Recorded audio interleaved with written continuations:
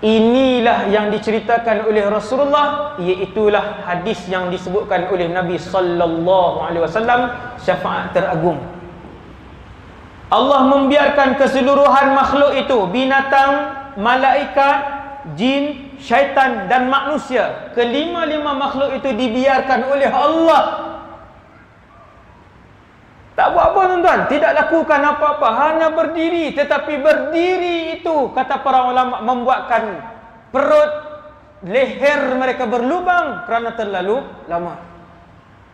Terlampau lama. Terlampau lama, ya Allah. Lalu berkatalah manusia-manusia yang tiada iman, ya Rabb, wahai Allah, arihni, selesaikan aku walau ilan nar, walaupun dicampakkan masuk dalam neraka.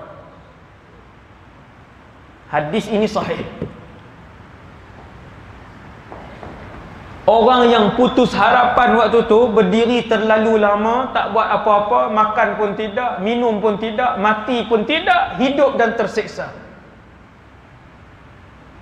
Lalu berkata, ya Rabb arihni walau ilan nar, ya Allah, bagi selesailah. Nak campak dan neraka pun tak apa. Sehingga keluar di mulut dia, hasbunallah wa ni'mal wakil. Kecuali mereka yang pergantungannya kepada Allah. Kepada Allah. Kemudian bila dah biar terlalu lama,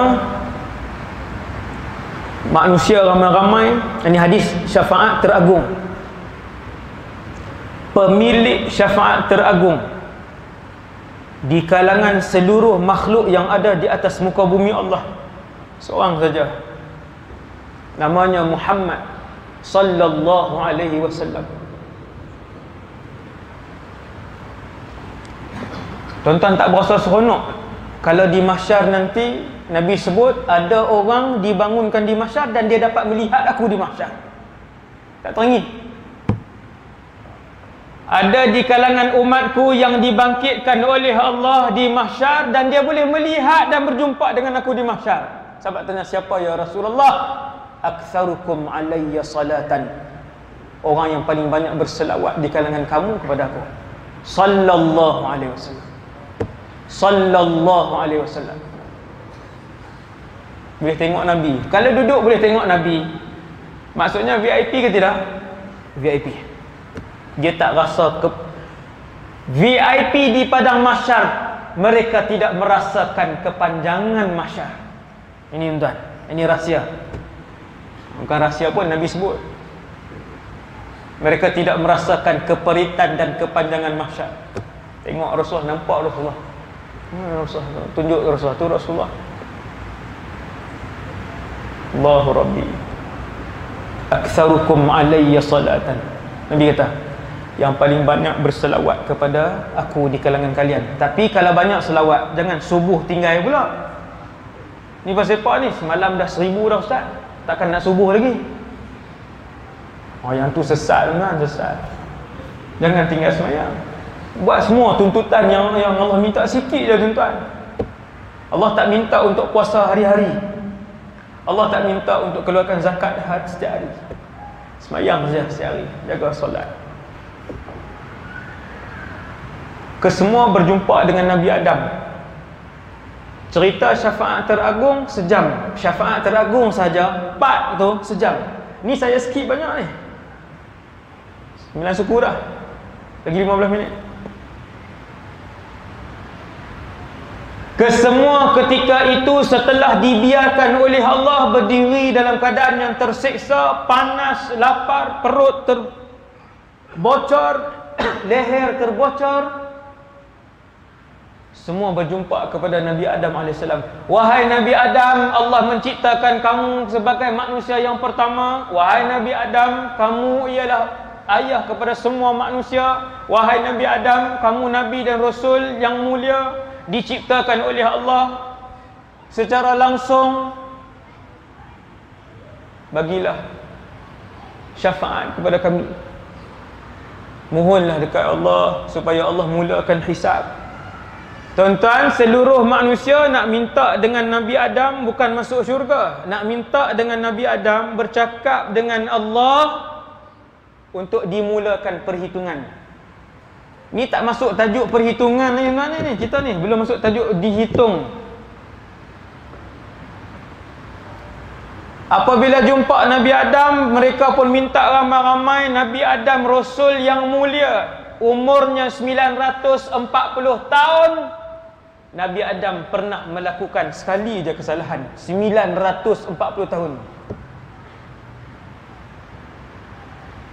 Kita, saya dan kita semua sehari 5 dosa kita buat kepada Allah. 6 dosa, 11 dosa. Bohong saja berbelas-belas sehari. Tipu saja. Adam alaihissalam hanya melakukan satu kesalahan. Bila manusia ramai minta dengan dia, wahai Nabi Adam, tolonglah, minta Allah mula. Dah lama sangat kami berdiri. Nabi Adam kata, nafsi, nafsi. Aku tak boleh nak bagi syafaat sebab dulu aku pernah melakukan berapa kesalahan? Satu. Tuan-tuan, muhasabah. Saya dan kita semua bakat muhasabah, renung. Seperti apa kedudukan kita di mahsyar kalau seorang Rasul tidak berani untuk mengutarakan syafaat kepada Allah di mahsyar, seorang Rasul. Nabi Adam kata, idhabu ila ghairi, pergi kepada Nabi lain. Subhanallah. Itu ucapan dia, tuan-tuan. Ucapan tu, yang tu saya sebut sebiji tu. Idhabu ila ghairi, pergi ke Nabi lain, pergi ke Rasul lain. Maka mereka pun pergi ke Rasul lain. Dia ada beberapa orang Rasul, saya tak ikut turutan lah. Kemudian pergi kepada Nabi Nuh. Nabi Nuh pun sebut benda yang sama. Saya skip, saya tak cerita panjang benda apa yang dilakukan. Kemudian pergi kepada Musa. Nabi Musa kata pergi kepada Rasul lain. Kemudian mereka pergi ke Nabi Isa alaihissalam. Nabi Isa kata pergi ke Nabi lain. Kemudian mereka pergi ke Ibrahim alaihissalam. Tentang siapa kesemua Nabi yang disebutkan? Mereka adalah anggota majlis presiden para Rasul. Majlis presiden para Rasul 5 orang, ulul azmi. Muhammad, Ibrahim, Musa, Isa, Nuh alaihi wassalatu wassalam. Ini presiden-presiden ni. Yang ni yang paling hebat, tuan. 5 ini yang paling hebat. Sebab itu kita ketika itu memilih mereka. Wahai Ibrahim, kamu disebut Khalilullah, kekasih Allah. Nabi Ibrahim jawab apa? Nafsi, nafsi. Idhabu ila ghairi, pergi ke Rasul lain. Aku tak berani untuk bercakap pada hari ini. Tentang kenapa? Kelima-lima Rasul tadi jawab, aku tak berani untuk bercakap dengan Allah pada hari ini. Kerana hari ini ialah hari yang paling Allah murka semenjak diciptakan muka bumi ini. Kemudian semua para Rasul itu kembali menundukkan muka mereka. La ilaha illallah. Kemudian kesemua para Rasul itu kembali menundukkan muka mereka. Tunduk balik. Takut. Kita. Bila Nabi yang terakhir, Nabi Ibrahim kata pergilah cari Nabi lain. Kesemua melihat Muhammad sallallahu alaihi wasallam. Satu manusia yang sampai di padang mahsyar, tuan-tuan. Ingatan Nabi Muhammad sallallahu alaihi wasallam masih lagi kepada umatnya. Waktu Nabi naik titik sirat, tuan-tuan, Nabi manusia pertama yang naik titik sirat. Kelajuan Rasulullah seperti petir. Nabi langkah kaki kiri Nabi dah duduk di depan syurga. Tapi belum masuk syurga. Dia panggil sahat al-jannah, ruang depan syurga. Bila Nabi duduk di ruang depan syurga, Nabi tengok titian sirat. Nabi sebut dengan mulutnya, Allahumma sallim, Allahumma sallim. Ya Allah, selamatkan umat aku, selamatkan umatku. sallallahu alaihi wasallam. Waktu duduk di dunia dulu, ketika hidup di dunia dulu, Nabi duduk termenung, air mata Nabi turun.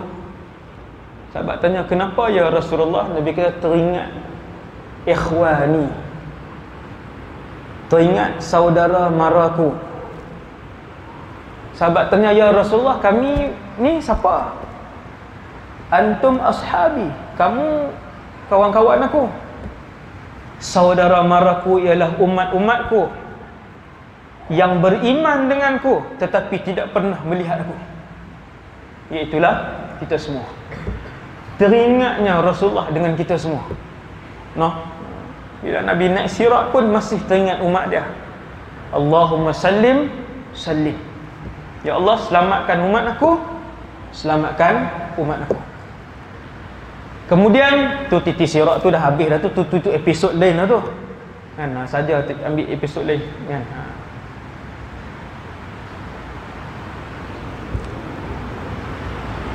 Kesemua pergi kepada Nabi,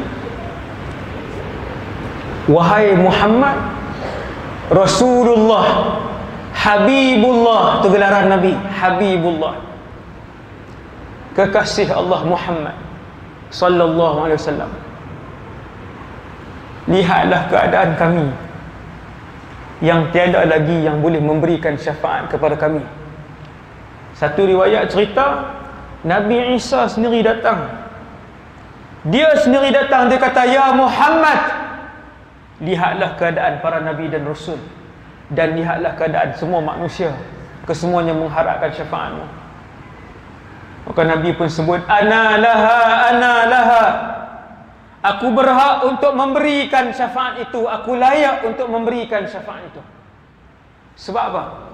Sebab semua Rasul pernah menggunakan doa mustajab yang diberikan oleh Allah. Allah bagi sama sekali ya. Semua Rasul dah guna doa tersebut. Nabi Nuh selepas dia berdakwah 1000 tahun, yang masuk Islam tak sampai 80 orang. La ilaha illallah. Nabi Nuh berdakwah 1000 tahun, siang dan malam. Yang masuk Islam tak sampai 80 orang. Baru Nabi Nuh angkat tangan, Rabbi la tadhar 'alal ardi minal kafirin dayyara. Selepas 1000 tahun. Bukan jadi AJK dakwah 6 tahun tau. Bukan kerja di pejabat agama 18 tahun. 1000 tahun. Berapa orang masuk Islam? Tak sampai 100 orang. Baru dia angkat tangan. Dan dia rasa berdosa dengan doa itu. Sebab Nabi Nuh AS berdoa, ya Allah tenggelamkan semua yang ada di atas muka bumi ini, jangan tinggal serumah pun. Dia rasa berdosa Nabi Nuh AS. La ilaha illallah.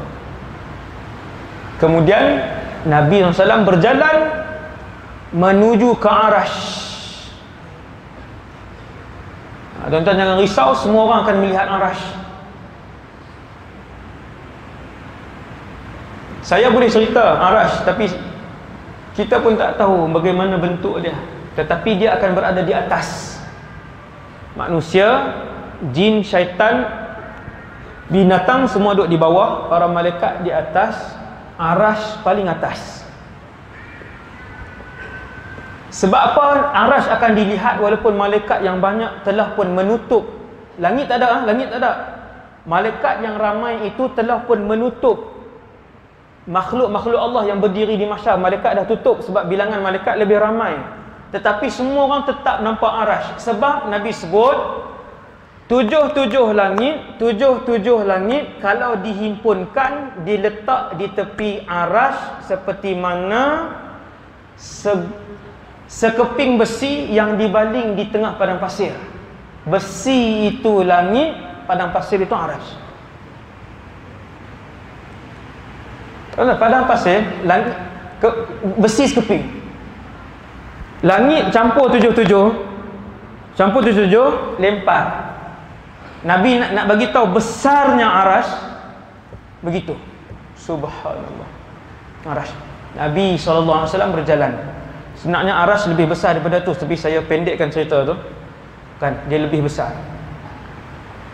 Nabi berjalan menuju ke bawah arasy.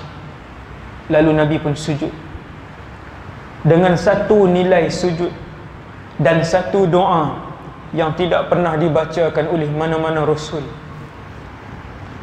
Dengan doa itulah Allah Subhanahu wa ta'ala memakbulkan permintaan Rasulullah. Ya Muhammad, wahai Muhammad, kata Allah, irfa' ra'saka, angkat kepala kamu. Sebab Nabi sujud. Tuan-tuan, ibadat yang paling utama sekali, yang paling tajam sekali, yang paling menenangkan seorang Muslim ialah apabila dia sujud kepada Allah Subhanahu wa ta'ala. Semayang 2 rakaat, tuan. Tak cukup 2 rakaat, tambah lagi 2 rakaat. Tak cukup 4, tambah lagi 2 rakaat. Sampai Allah menunjukkan jalan keluar kepada masalah kehidupan yang kita ada. Betul, yang ini sangat mujarab. Sangat mujarab. Sebab itu apabila Nabi nak panjatkan doa terbesar di atas alam ini, maka Nabi sujud di bawah arasy. Nabi sujud. Angkat kepala kamu, wahai Muhammad. Sal tu'tah, mintalah wahai Muhammad, kamu akan diberikan. Isfaq tu syafaq, berilah syafaat wahai Muhammad, kamu akan memberi syafaat. Tuan-tuan tahu apa doa Nabi ketika itu? Sallallahu alaihi wasallam. Tuan-tuan tahu apa doa Nabi ketika itu? Maka berkata Nabi sallallahu alaihi wasallam, ummati rabbi ummati, umat aku wahai Tuhan umat aku. Tuan-tuan tak rindu lagi Rasul ni? Ketika itu Allah memberikan hadiah kepada umat Nabi Muhammad. Hadiah itu tidak dimiliki oleh mana-mana Nabi dan Rasul. Apa tuan-tuan? Siapa yang pernah dengar ceramah saya, dia tahu apa hadiah itu. Hadiah itu tidak dimiliki oleh mana-mana Nabi dan Rasul pun tak dapat. Takkan dapat hadiah itu. Hadiah itu ialah